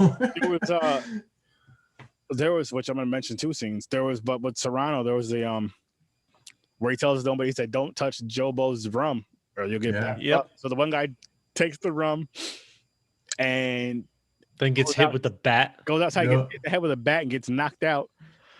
Dude, and what I liked about that though was it happened so fast. Like it wasn't something that just happened later in the movie, and I forgot, because again I haven't seen this movie in so long. I forgot that happened. I forgot that it happened so fast. So, and did anyone else notice? So that was the other pitcher on the team, basically, other than Charlie Sheen. But the guy's like 60 years old. He's clearly the oldest in the locker room. Like, he should not be a professional athlete anymore. In the beginning, they show him he has like Vaseline and shit for cheating. Yeah. He's telling secrets. He's like, I'll wipe snot. 60 some odd years old. All his hair's all gray. I'm like, really? They couldn't get another actor slightly younger to play this part? Okay. Going back to Serrano, another part I liked was at the end, the last game, where he's talking to his bat. He was like, fuck you, Hobo, I'll do it myself. He basically just dropped his religion. He's like, oh, fuck yeah, Joe. He's like, fuck you. If you fail me now, fuck you, I'll do it myself. Yeah, fuck you, I'll do it myself. He just went against it. He was a cool character. And another part is when he does take the, what do you call it? The cozy for the club? Yep. And puts it on his bat, and the one guy says something to him. He just looks back at him like, I dare you to fucking say something else. He's like, you know what? You can keep it. Just gave him the look. Yeah, he takes I think he takes that off of one of Dorn's golf clubs at the beginning. Yeah, he does. Right, like he just takes it off and like boom. Which Dorn again was a character I didn't like at the beginning, but at the end, we're talking to Charlie Sheen's character. I'm like, I like this guy now because he was I did like the way they kind of wrapped up the storyline where Charlie Sheen accidentally sleeps with his wife. Yeah. So Charlie Sheen takes the mound in the final game there. That was all the wife's fault, by the way. That was and it was all the wife's fault. Legitimately, he cheated on her. Story-wise, Dorn had cheated on his wife. The wife saw that, so she lured Charlie Sheen in to sleep with him. So it's not on Charlie Sheen in this scenario. Not at all. Yeah. Well, funny enough to say on its own and life in general. She was watching the news. Yeah. And they were showing the team in the locker room, and she's seen her husband walking off with a chick on camera in the background. Yeah. She knew what was going down. So she happens to seduce Charlie Sheen. And he literally does not know who the woman is. Like he literally didn't know who she was. But she knew who he was and knows that they had beef because he probably comes home and talks shit. Not even that. I'm sure she was looking for any one of his teammates to, take one for the team, I guess you could say. Yeah. Looking for a bat. Mm-hmm. But I forgot where I was going. But I like the way they ended up playing that out. Like, Charlie Sheen takes the mound in the last game there. He comes up And all he says during the game, because he gets the level of importance that the game actually is, just strike this motherfucker out. And then when they go to celebrate, he just punches them in the fucking face and then hugs them. Yeah. Because I felt like that at least conveyed enough emotion to the fact that he knew he was an asshole and he brought it on himself to begin with, character-wise. Yeah. The pretty boy, don't hurt my face. Yeah. Pay me money. I cheat on my wife. She cheated on me. I can't hold it all against you, but here's a punch to the face anyway. Yeah. And then now we're done and over it. Yeah. My third and final beverage is Jack Daniel's Southern Citrus. I had this last week. Fucking delicious. Got it. Southern? Say it again. Southern Citrus? Yes, sir. I like the sound of that. It's good. It tastes like grapefruit. I like grapefruit. It's one of my favorite fruits. It's your favorite fan. It tastes just like grapefruit. Not grapefruit, but grape juice is not as bitter though. It's too tart. I like cranberry juice, but grapefruit is too tart. Like the flavor. I love grapefruit. I drink grapefruit juice just like all the time. Wow. Yeah, you would like this a lot. But I got it from what I say, Uptown Beverage. Yeah. Is that what it's called? Uptown Beverage? Uptown's the one on Altamont I have. Yes, Uptown Beverage. And I got it Friday. I had them deliver it. Delivered? Yeah, how'd that go for you? Fucking good. But I gotta give it a shot. Heads up though, when you deliver, order before 6 o'clock in the evening. It says it like when you go to order online, or else you may get it the next day. So I ordered it at like 11 o'clock in the morning, and they deliver between 6 and 9. So that's why I want you to order earlier. Oh wow. Okay, that's late. Yeah, that's a late delivery. Jeez. I mean that's what I got from it, because I believe that's what it said. Yeah, because I didn't get mine until around like 6 or 7, which I didn't care. I was fine with anyway. It wasn't. Yeah, you're fine unless you were waiting to start drinking at like 2. Yeah. You're like, damn, I have no beer. Like, where the fuck is my delivery? No, I was working. I had beer here. I just wanted, a couple of these things for tonight. Should be like Domino's. You're not here in a half hour. You get the shit free. No joke. But that's cool that they had that delivery service. Yeah, Uptown Beverage is pretty good. For delivery, it was $7.50, which I mean, you say you get a bunch of alcohol or whatever. Hey, it saves you a trip, man. And it saves you a trip. Yeah, it saves you a trip. And that's cool though. I'll have to give it a shot. Yeah, it's worth it, man. It's worth it. Yeah, no, and kudos to Uptown Beverage. They got a great selection. Their website's awesome because you can do everything right on their website. Yeah, and you can also Uptown Beverage sponsor an episode or sponsor this show and deliver us some of the delicious goods. Dude, let's start tagging them when we post about this episode. Yeah, right, there you go. We should start doing that. We're gonna start tagging Uptown Beverage. Let's start tagging places. Yes. My guys, let's start tagging them and bagging them. So, what do you guys think? You guys think it's time for the wheel? Yeah, let's spin the wheel. Then again, give final thoughts. Yeah, let's spin the wheel, then we'll give final thoughts on the movie and start wrapping this guy up. All right, let me get the wheel. All right. I'm excited to see what we're going to be doing next week. Could it be another sports comedy like Hot Shots? Hey, we've already done 2 of my movies. Let's go for 3. He's like, yes, all mine. This is fucking great. I love this wheel. It's the best thing ever.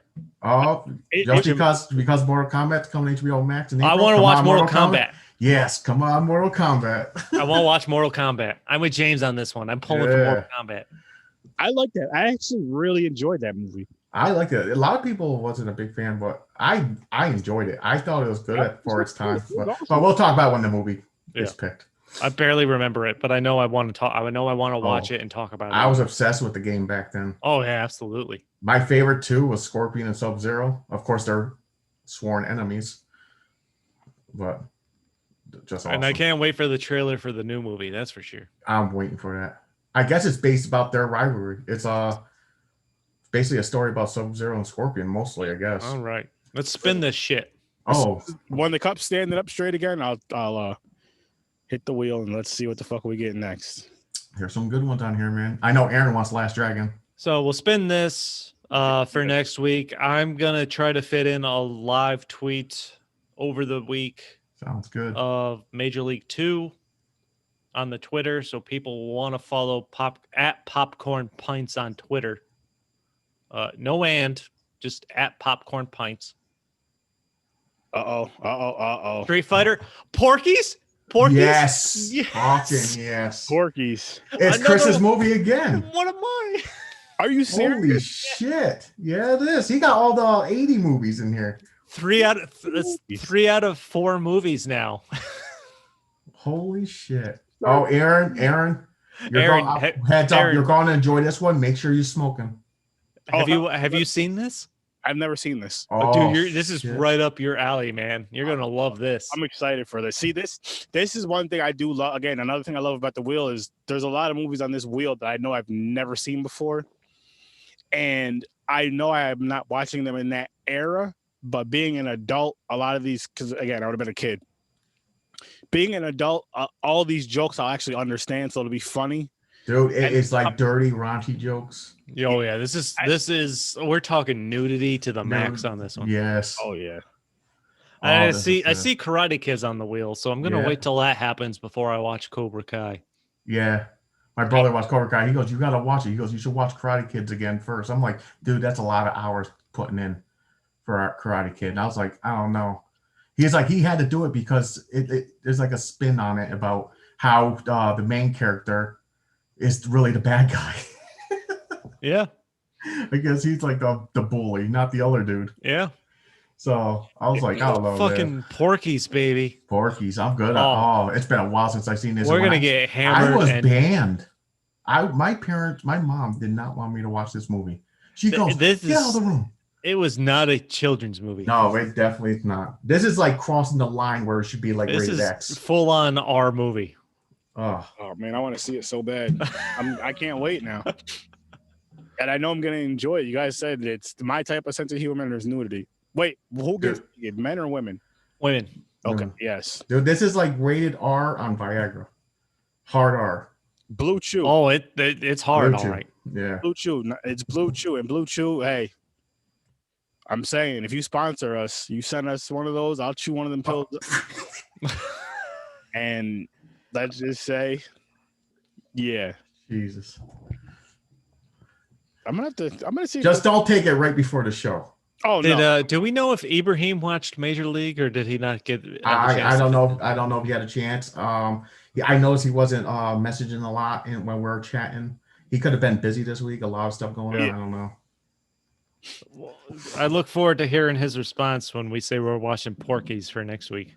I can't wait. I do want him to, which I'm putting this out there, Ibrahim. I don't know if you're watching it or not, but if I remember, I will mention it to you, and I may even say it in the group chat. I do want your rating for this movie and what you thought of it, like when we first start recording.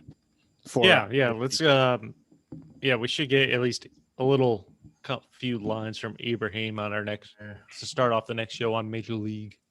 But you know what? Let's do a quick cheers to Ibrahim, our co-host. My beer is empty, but cheers right here. So I guess I'll do a shot. Cheers. All right, there you go, James. I'm almost out of alcohol. I might have to put an order in for Uptown Beverage. You should. There you go. I'm not sure how it works for Sundays. I don't know if they come back for the. Oh no, I won't do it now. I'll do it during the week sometime. Like Friday would be perfect. Then that way the night before. Yeah, I usually don't drink until our show. Yeah, I've tried to cut back to only podcast days. There you go. Smart. Yeah. Although now I've increased the amount of podcasts I want to do, so it might be a wash. Hey, that's the reason. He's like, I want to go do for podcasting. Can I fit a podcast tomorrow? Anybody want to be on a podcast? Anybody want to be on a podcast? Let's record something today. I need a beer really bad. Stories from a bar. I mean, you could. There's other ideas you could do. Like you could. I'll say it off air because I don't know if you want to talk about it on air or not. But I'll say it off. All right, final thoughts. Final thoughts. All right, I'll go first. I'm going to keep it as a 9. It's a really solid, good 9. Not like it barely hit 9. I like it a lot. Brought back memories. It got me adrenaline, the suspense. Yeah. The ending, of course, when he comes out, the hero, you're like, Yep. yeah, you're like in the crowd. You're like, yeah, wow. You start in your head, you're singing along with the song and shit. You're like, yes, let's go. And funny. Especially when he turns around. Yeah, especially when he turns around on the mound to put that skull and crossbones right there. Yeah, just puts it up. He's like, let's do this shit. Yeah. And he gets revenge on the guy he cannot strike out at all. Yep. And he just keeps saying, give me the strikes. I'm gonna, and they're just getting faster and faster. 99, 102. Love this movie. Like we said in the beginning, Chris, not a baseball fan, but you're drawn into this. I don't care if it's baseball, whatever sport. It could be curling. Good movie. Yeah, I just liked it. No, and I'm right there with you. I'm keeping it at a 9, and only because I think there's a couple story tweaks they could have made. Like, I mean, I mentioned they went from a shitty team that can't win any games to all of a sudden they're halfway through the season and they're at a 500 level where they've cranked out 60 wins. Yeah. I'm like, what? Like, what the fuck? I'm like, I feel like they should have at least had a couple humorous scenes with their first win. Yeah. And then built up a little bit. But no, yeah, man, you're right. Like, I'm not a huge baseball fan, but this movie pulls you in because of the writing and the characters, the chemistry, the jokes. Yeah. I mean, obviously, it follows that. I mean, there is a formula here that they're following. You have, the out of his prime, over his prime sports star trying to redeem himself. You have the young guy, the young people coming in that have the potential, but they're all kinds of wacky. And it comes together for them to overcome a long-standing thing that, as a team, they haven't been able to overcome. But yeah, man, I'm a solid 9. It's a lot of jokes, a lot of some creative characters. Like I said, Serrano was one of my favorites. I thought that was a great second-tier character, and the approach they took on him. Even Charlie Sheen's character, I thought was good. The way it was written, he didn't like I mentioned, he didn't have as much dialogue as I thought, but he still played what he had well. Now, real quick question before you end it. Now, did you think, is he the main character? Did you think the catcher was actually the main character? Yeah, I thought Tom Berenger, who plays the catcher, Jake Taylor, I thought it's based on his comeback, I think. Yeah, his comeback and love story. A lot of people I can see them going, oh, this is just about a winning team, and Wild Teams on is the hero. I'm with you on that. Him. Yeah, even though you're super invested when that Wild Thing music plays and he comes walking out at the end, Jake Taylor is, I think, their heart of their story. I think Major League 2, you get into more of Charlie Sheen's character. Yep, I agree. Yeah. But so that's an interesting point you just brought up, because we're watching this now in 2021. Well, 2019. I almost said 2019. I don't know why. Because we scored in 20. Yeah, basically after Charlie Sheen has made a name for himself. So you would think that's the big star's name on this movie. Yeah. If you haven't seen it before. But no, it wasn't in 1989. No. Like, he may have been starting to make a name for himself. Wesley Snipes and Rene Russo were basically unknowns at this time. So, I mean, Tom Berenger was one of the bigger names on this movie as the catcher. Yeah, this was I'm sticking with my 9 as well. I thought this was a really good movie, really done well. And I feel like, and of course, President David Palmer from 24. Yes. There you go. Yes. And also, Scrubs. The janitor. That was Neil Flynn. Yep, the janitor. Well, what was I gonna say? For each character though, because there wasn't, like you guys were saying, how the catcher was pretty much the main character, and everyone else wasn't really the main character. Even though I feel like damn near the main guys that were in the base, the characters that we named, including Willie Mays Hayes, Wesley Snipes, they all had almost the same amount of screen time, which I thought was pretty cool. And like, I like how the end of the movie, how what's his name, Serrano, how he hits the home run. Yep.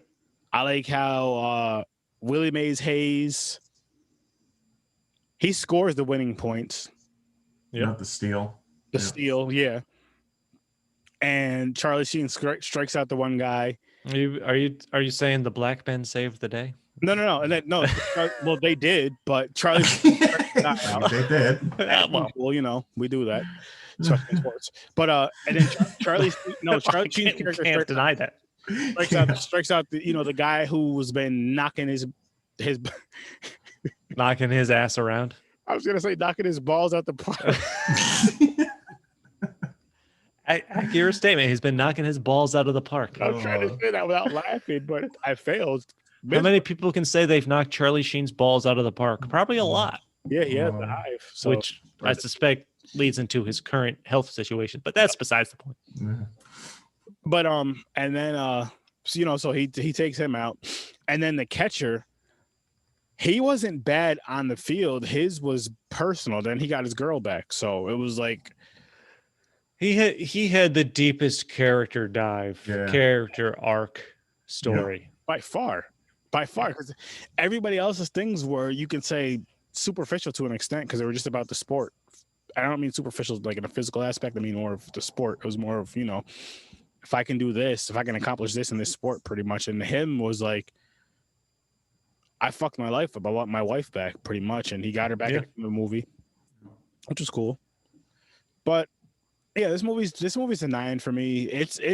I almost changed it to a 10, but I'm like, it's not.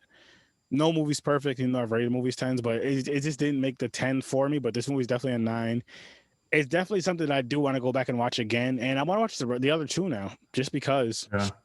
That's one. And I will say, if you've never seen this movie, and even if you're not a sports fan, I'd say check this movie out, because I'm not a baseball fan at the least, but I like the Atlanta Braves because my father does and my grandfather did. But it was a fun movie. And again, like I said, it's one of those movies to where with every other sports movie, it makes you want to watch either more sports movies, or it makes you want to watch that sport so you realize you don't like that sport. With this, it's baseball. I don't like baseball. I wouldn't get this excited about a baseball game, but this movie was it was fun. It's shit. I wish Sandlot was on the damn movie wheel. No, I think about it. But it was a good movie. It was a good movie. We can start jotting down movies to add to the wheel as we empty the wheel. There you go. That'll yeah, work. we'll figure something out. Yeah, just don't forget them. No, but you're right. Again, this is even if you're not a sports fan in general, I think they did at least enough character development in this movie to pull you in and root for the outcome that you get. Mm-hmm. Yeah. Oh yeah, definitely. So I mean, it's a fun movie. It's a fun time to watch. It's got enough suspense that you want to see them succeed, and they do. Yep.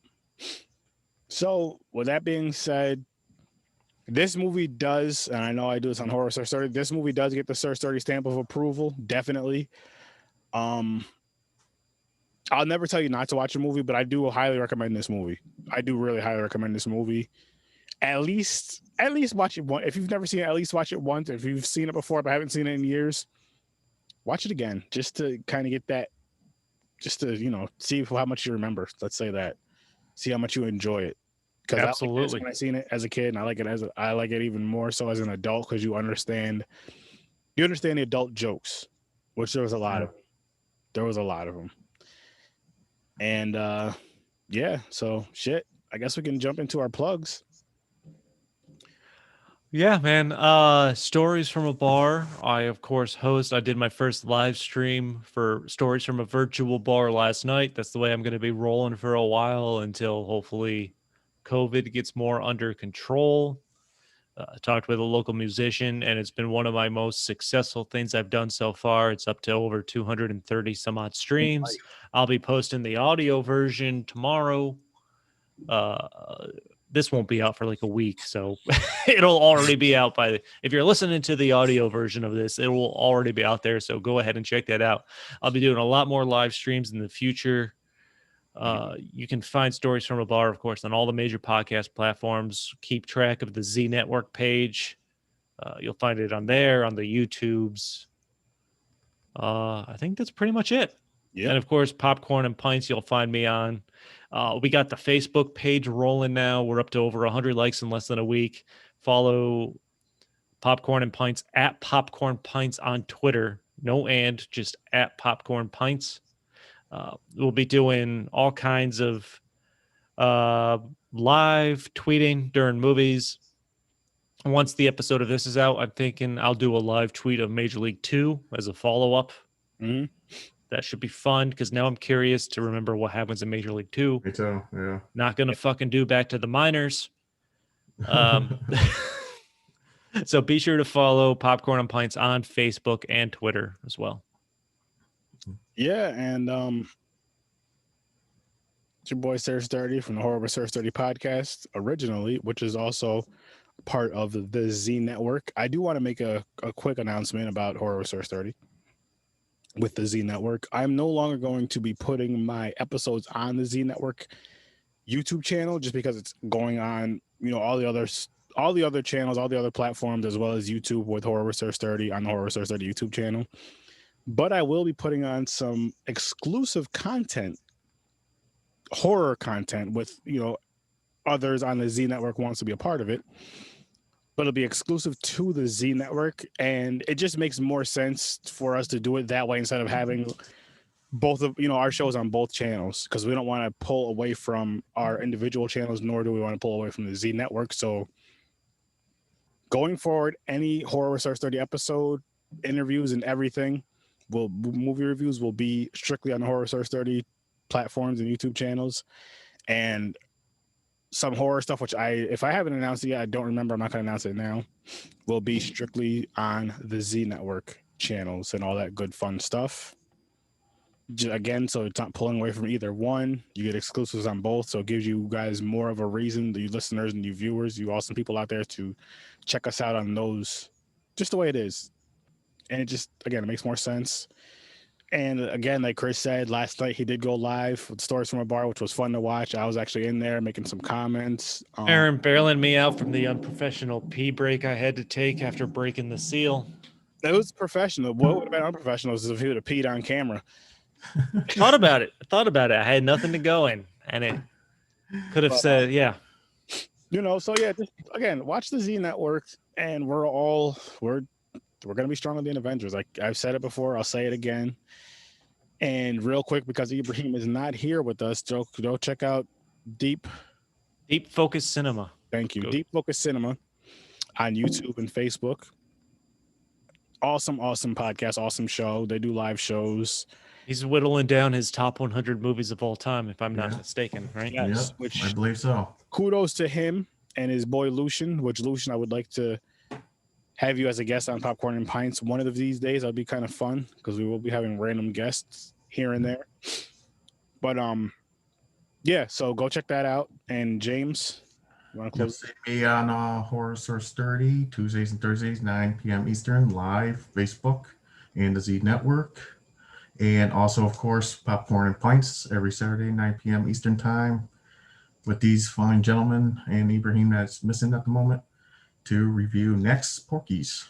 Porky's, baby. Okay, wait a minute. By fine gentlemen, do you mean fine like handsome, or do you mean fine like we're good people? Hey, I was whatever going you want to take handsome. it, big boy. I was going with handsome. There you go. Whatever you want to take it. I'm gonna go with both.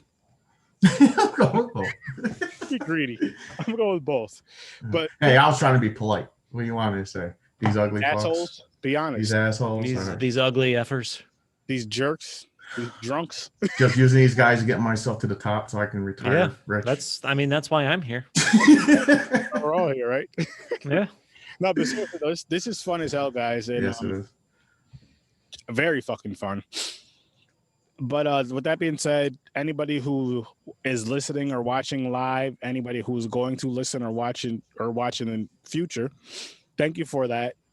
Check all of our stuff out. The stuff will be, down below in the description and all that stuff for the episode. So please click those links, give those links a like, a share them, like them, hit that subscribe button, all that good stuff. Hit that bell over there or down there, wherever it is on the YouTube thing.